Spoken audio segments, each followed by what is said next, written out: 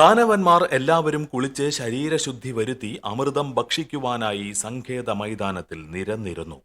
ആരാണ് വിളമ്പേണ്ടതെന്ന് ആലോചനയായി. ഞാൻ വിളമ്പാം എന്ന് പറഞ്ഞ് പലരും മുൻപോട്ട് വന്നു. വിളമ്പുന്നവർ കൂടുതൽ ഭക്ഷിച്ചാലോ എന്നുള്ള സംശയം മറ്റുള്ളവർക്കും വന്നു. ആ സമയം സുന്ദരരൂപിണിയായ ഒരു മനോഹര തരുണി അവിടെ ആഗമിച്ചു. അവൾ ഒരു ലാസ്യ നൃത്തത്തിന്റെ വടിവിൽ ശരീരമൊന്നിളക്കി, മുലക്കുടങ്ങൾ കുലുക്കി, പവിഴച്ചെഞ്ചുണ്ടുകളിൽ പുഞ്ചിരി തഞ്ചിപ്പിച്ച് നിരന്നിരിക്കുന്ന ദാനവന്മാരെ ആകെയൊന്ന് കടക്കണ്ണിനാൽ കടാക്ഷിച്ചു. അതോടുകൂടി ആ ദൈത്യന്മാരുടെ ഹൃദയങ്ങളിൽ മാരന്റെ പൂബാണങ്ങളും ചെന്നുകൊണ്ടു. സർവലോക നിയന്താതാവായ സാക്ഷാൽ വിഷ്ണു ഭഗവാനാണ് അങ്ങനെയൊരു മോഹിനി വേഷം അവലംബിച്ച് അവിടെ ആഗതനായത്. ദാനവന്മാർ ആ ഭുവനൈക മോഹിനിയെ കണ്ട് കാമാഭിലാഷത്തോടെ നീ ആര് എന്ന് ഏകസ്വരത്തിൽ ചോദിച്ചു. അവൾ പ്രതിവചിച്ചു, ഞാനും നിങ്ങളുടെ വർഗത്തിൽപ്പെട്ട ഒരു ദാനവ സ്ത്രീയാണ്. ഉറ്റവരും ഉടയവരും ആരും എനിക്കില്ല. ഒരു നല്ല ഭർത്താവിനെ തേടി ഇങ്ങനെ നടക്കുന്നു എന്നേയുള്ളൂ. എന്നാൽ ഹേ സുന്ദരി, നീ എന്നെ വിവാഹം കഴിക്ക്.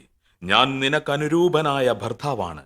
പോരെങ്കിൽ മഹാബലി ചക്രവർത്തിയുടെ ഒരു പ്രത്യേക സേവകനുമാണ് ഞാൻ എന്ന് ഒരാൾ പറഞ്ഞപ്പോൾ, ഹേ മന്മഥത്തിടമ്പേ, നീ എന്നെ വിവാഹം കഴിക്ക്. ഞാനാണ് ഏറ്റവും യോഗ്യനായ കാന്തൻ. ഇങ്ങോട്ടൊന്നു നോക്ക്, ഞാൻ എത്ര സുന്ദരനാണെന്ന് എന്ന് വേറൊരുത്തൻ അഭിപ്രായപ്പെട്ടു. അപ്പോൾ നിനക്കനുരൂപനായ ഭർത്താവ് ഞാനാണ് എന്നവർ ഓരോരുത്തരും ബഹളം കൂട്ടി. ഉടനെ ഒരു നാണം കുണുക്കം നടിച്ച് കൊഞ്ചിക്കുഴഞ്ഞുകൊണ്ട് ആ ചഞ്ചലാക്ഷി പുഞ്ചിരി തൂകി പറഞ്ഞു, നിങ്ങൾ അമൃതമുണ്ണാൻ ഭവിക്കയല്ലേ? അതു കഴിയട്ടെ. ഏറ്റവും ക്ഷമാശീലനായ ഒരു ധന്യനെ വിവാഹം കഴിക്കണമെന്നാണ് എന്റെ ആഗ്രഹം. അത് എന്റെ ഒരു സ്വകാര്യ വ്രതമാണ്. ഇവിടെ അമൃത് വിളമ്പുന്ന കാര്യത്തിൽ ഒരു തർക്കം കേട്ടു. നിങ്ങൾക്ക് സമ്മതമാണെങ്കിൽ ഞാൻ വിളമ്പി തരാം. പക്ഷേ ഒരു കാര്യം, ആരും എന്നെ തുറിച്ചു നോക്കരുത്. ഞാനൊരു പെണ്ണല്ലേ, എനിക്ക് നാണം തോന്നും. അതുകൊണ്ട് നിങ്ങൾ കണ്ണുമടച്ച് വായും തുറന്നിരിക്കണം.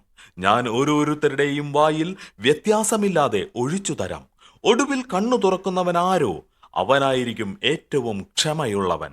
അവന്റെ മുഖത്ത് ഒരു ചുംബനം ചെയ്ത് ഞാനപ്പോൾ തന്നെ അവനെ വിവാഹം കഴിക്കും. ഇതു നിങ്ങൾക്കെല്ലാവർക്കും സമ്മതമാണെങ്കിൽ മതി. എനിക്ക് നിർബന്ധമില്ല.